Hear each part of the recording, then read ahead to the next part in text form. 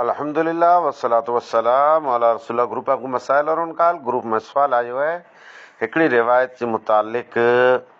रिवायत ये है त सदकाए फितर अदा करण वारे के हर धाणे जे बदले 70,000 महल मिलंदा। त कुरो इहा रिवायत सही आहे जी? इहा रिवायत पण बेबुनियाद आहे। सदक़तुल फितर फ़र्ज़ आहे, मगर सदक़तुल फितर जी फज़ीलत में अहिड़ी कोई रिवायत न आई आहे वई।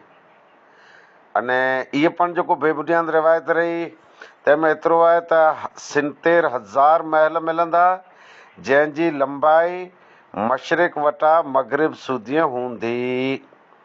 इहा रिवायत बेबुनियाद आहे। अने ज़ईफ़ रिवायतूं बेबुनियाद रिवायतूं बयानु न कयूं खपे। सदक़तुल फितर फ़र्ज़ आहे। अने छहले रोज़े में अॼु 28वीं रोज़ो आहे, अॼु वटा शुरू कयूं था।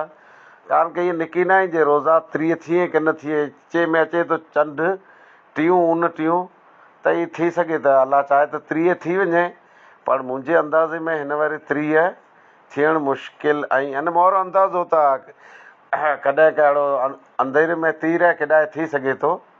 अॼु पण चंद्र निकिरियो न आहे, अने निकिरंदो मोड़ो निकिरंदो। लिहाज़ा इहा रिवायत सदक़तुल फितर वारी ज़ईफ़ रिवायत आहे।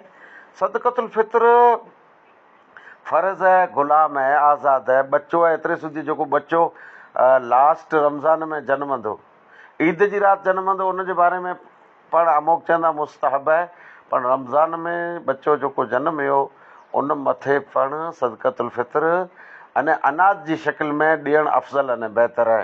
हिकिड़ो सा सदक़तुल फितर लाइ करे कंहिं क़िस्म जो कोई निसाब न आहे, हर मुसलमान मथे फ़र्ज़ है। फ़र्ज़ वाखिर दवाना अल्हम्दुलिल्लाह रब्बिल आलमीन। अच्छा लगा हो तो वीडियो को लाइक करिएगा और चैनल को सब्सक्राइब करिएगा।